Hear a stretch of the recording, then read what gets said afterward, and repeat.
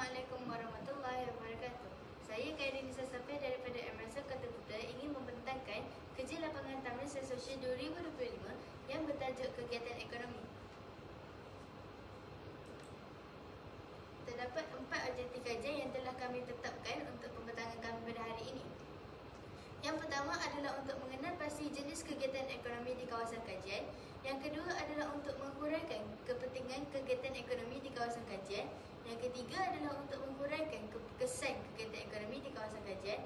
Dan yang terakhir adalah untuk mencadangkan langkah-langkah mempertingkatkan lagi kegiatan ekonomi di kawasan kajian. Terdapat 3 kaedah kajian yang telah kami gunakan untuk pembentangan untuk kajian lapangan kami pada hari ini. Yang pertama adalah kaedah pemerhatian. Kami telah memilih kaedah pemerhatian ini kerana ia hanya memerlukan kami untuk memerhatikan kawasan kajian kami, dan kaedah ini hanya memerlukan fokus yang tinggi dan pemikiran yang strategik.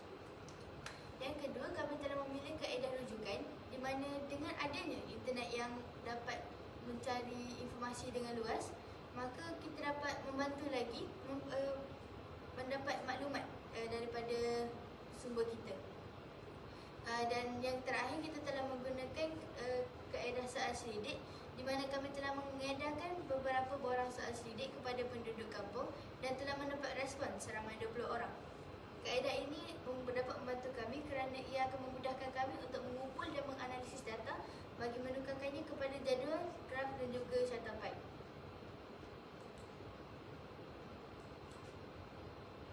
Ini merupakan sumber dapatan kajian daripada kaedah soal selidik kami. Untuk sumber dapatan ini, kami telah mengetengahkan kepentingan untuk kegiatan ekonomi kami. Kami telah mendapat respon seramai 20 orang, dan untuk kepentingan memberi peluang pekerjaan, kami telah mendapat respon seramai 9 orang. Untuk meningkatkan taraf hidup, kami telah mendapat respon seramai 4 orang. Untuk memajukan perindustrian, kami telah mendapat sambutan daripada 3 orang. Dan akhir sekali, untuk meningkatkan infrastruktur, kami telah mendapat 4 orang respons. Seterusnya, kami akan pergi ke dapatan kajian yang pertama, iaitu jenis kegiatan ekonomi perniagaan. Kegiatan ekonomi perniagaan ini termaktub di bawah sektor primer yang menyediakan sumber daripada alam sekitar untuk dijadikan bahan ekonomi. Terdapat juga kegiatan ekonomi lain di bawah sektor ini, termasuklah kegiatan ekonomi perikanan, perlombongan dan juga pembalakan. Industri tiram ini berkembang pesat di Malaysia bukan hanya kerana dagangnya yang lazat, namun juga kerana biji mutiaranya yang dapat digunakan dalam industri perhiasan dan pemakanan. Terdapat banyak restoran dan kedai makan yang menggunakan tiram sedalam menunya, termasuklah tiram bakar, tiram mentah dan juga hidupan laut eksotik. Kebanyakan restoran yang menggunakan tiram dalam menunya dapat mencapai untung yang tinggi dan juga sambutan yang ramai. Dan kegiatan ini dapat berkembang pesat di kawasan pesisir dan bandar. Seterusnya, kami akan masuk kepada kepentingan kegiatan ekonomi perniagaan. Yang pertama adalah memberi peluang pekerjaan. Industri tiram ini berpotensi besar untuk meningkatkan lagi peluang pekerjaan kerana ia dapat membuka banyak ruang kerja dan dapat meningkatkan taraf hidup penduduk serta rakyat di kawasan sekitar. Yang kedua adalah ia dapat meningkatkan infrastruktur. Infrastruktur yang penting dapat memajukan dan memkukuhkan lagi industri tiram serta dapat meningkatkan hasil pengeluaran dan hasil ekspor serta import di negara kita. Dan akhir sekali, ia dapat meningkatkan taraf hidup. Disebabkan industri tiram ini berpotensi besar, maka ia dapat meningkatkan lagi taraf hidup rakyat yang menggunakan tiram sebagai pendapatan utamanya.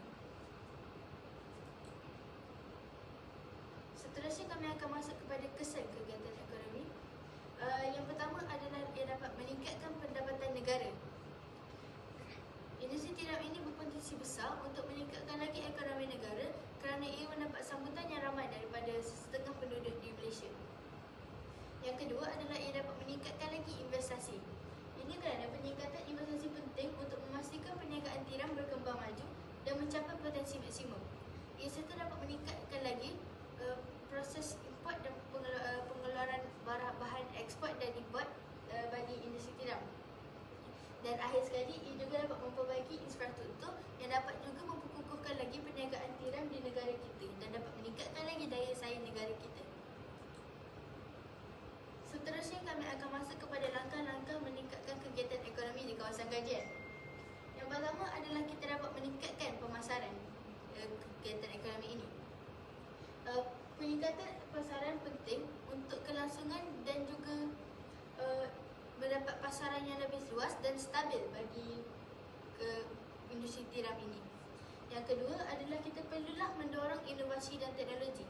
Ini kerana pendorongan inovasi dan teknologi dapat meningkatkan produktiviti dan kualiti produk. Ia juga dapat membantu industri tiram bersaing di peringkat global dan meningkatkan lagi keberlanjutannya. Akhir sekali, kita dapat meningkatkan keterampilan dan pendidikan. Peningkatan keterampilan dan pendidikan ini penting untuk memajukan lagi industri tiram. Tenaga kerja yang terlatih dan pengetahuan yang tinggi dapat membantu lagi perkembangan sektor ini. Dan akhir sekali, ia dapat meningkatkan kualiti produk dan mempertingkatkan daya saing industri ini. Akhir sekali, kita akan masuk ke rumusan daripada pembentangan kita pada hari ini. Kesimpulan yang kita dapat daripada pembentangan kita pada hari ini adalah kegiatan ekonomi perniagaan tiram ini bukan sahaja menjadi sumber pendapatan utama bagi negara kita, malah ia juga dapat meningkatkan lagi pelestarian alam. Namun terdapat beberapa cabaran yang perlu kita hadapi untuk memajukan lagi industri ini. Dengan sokongan pihak yang berwajib, maka kita dapatlah meningkatkan lagi industri tiram di negara kita. Dengan berakhirnya rumusan itu, saya ingin mengakhiri